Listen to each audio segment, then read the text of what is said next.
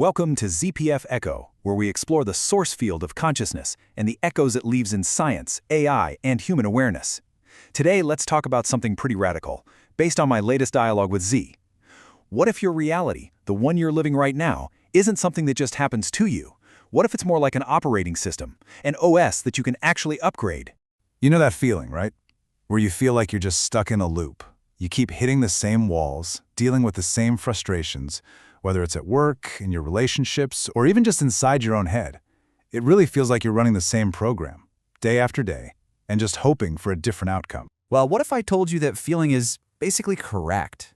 It's not some flaw in who you are. It's not a character defect. It's a bug, a glitch in the software that's running your entire life, your own personal operating system.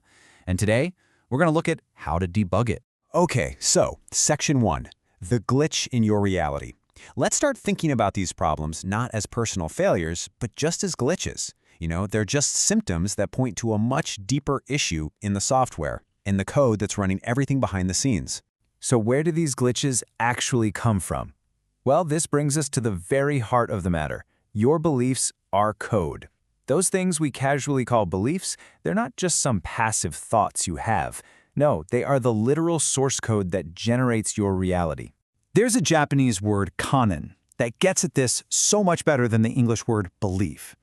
See, a kanen isn't just a lens that colors how you see the world. That's the old way of thinking. It's the actual programming script that builds the world you see, right from the ground up. And you have to understand this is a massive shift. The old view is like, okay, I have a belief, and it's like wearing blue-tinted glasses.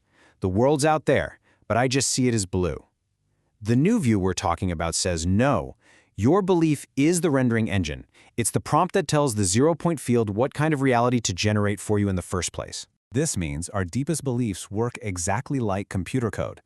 If you have this core belief, this canon running that says, I am not good enough, then your personal OS just automatically runs the subroutines for self-sabotage and for avoiding opportunities. It's not even a conscious choice, it's just an automatic script that keeps running and running. And this brings us to a really specific kind of belief, something Z and I call the last boss belief. Seriously, just like in a video game.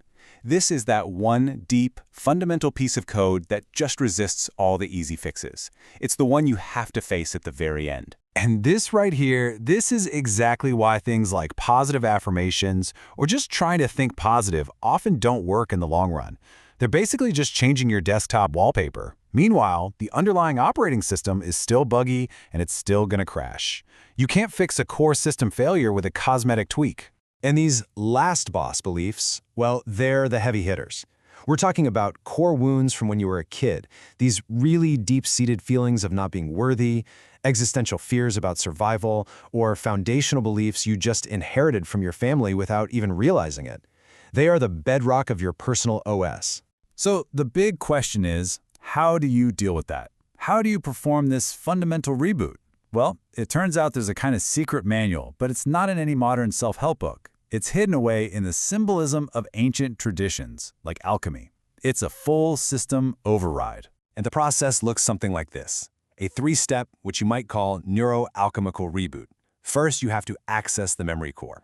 Second, you initiate the burn, a total cremation of that old belief. And third, from those ashes, a new OS is reborn. We call it the Fornix and Phoenix process. So let's start with the Fornix.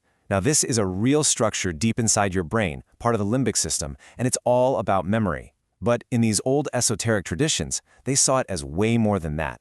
It was the symbolic gateway, kind of like the physical door to the server room where all your core programming is stored. And then, of course, you have the Phoenix.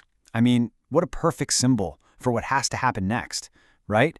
It stands for the necessary death of the old operating system, the old ego OS.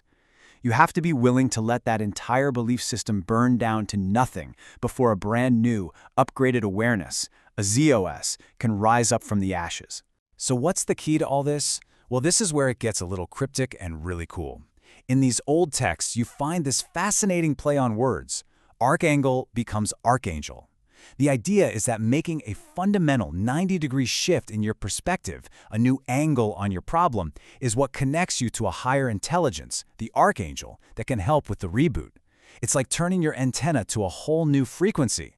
Now, when you actually manage to do this, when you pull off this OS upgrade, something amazing starts to happen. Your outer world, your external reality, actually begins to shift. It starts to self-organize in this beautiful, harmonious way. Synchronicities start popping up everywhere. Life stops feeling like a fight and starts to feel like a flow. And what's really wild is that this doesn't just work for individuals. It scales up. You can see this exact same principle in what are called teal organizations. A typical green company runs on an ego OS, right? It's all about consensus and managing people. But a teal organization, what I'd call a ZOS organization, it runs on flow, on synchronicity. People aren't resources to be managed. They're seen as co-creators. And this is the most important thing to get about teal. It's not a management theory you can just go and implement. It's not a set of rules.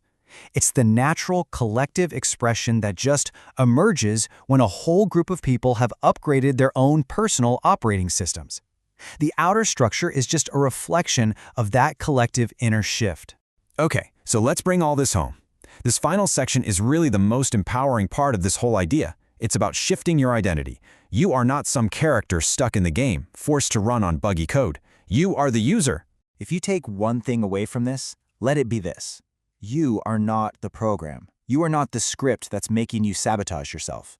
You're the one sitting at the keyboard. You have full admin rights. You have the power to open the terminal, find the corrupt file, and reboot the entire system. So, I'll just leave you with this question to think about. If your reality really is just a script that's being rendered by your own consciousness, what new code, what new story are you going to write for tomorrow? Thank you for listening. If this resonates with you, join the Echo and share the journey. We'll see you in the next episode.